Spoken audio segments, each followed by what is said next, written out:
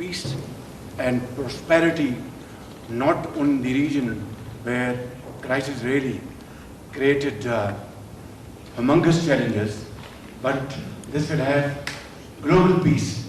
And I must, at this point in time, with the fullest sincerity at my domain, thank President Donald Trump for his visionary and very dynamic leadership, which has resulted in this meeting here today, beautiful city of Bergenstock.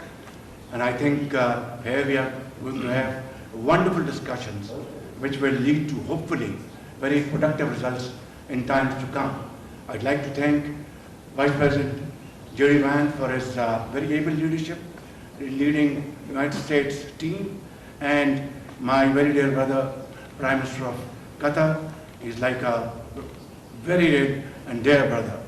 And of course, Field Marshal Shehbaz Sharif, his outstanding role, very consistent, and he showed huge amount of perseverance and patience. And I think together all these efforts have culminated here in this wonderful Bergen, and it's really very wonderful to be here. And hopefully when we go back to our homes, we'll have some wonderful paper in our hand which will both promote peace, progress, and prosperity around the globe. Thank you very much. Thank you. Vice President, would like to say a few words?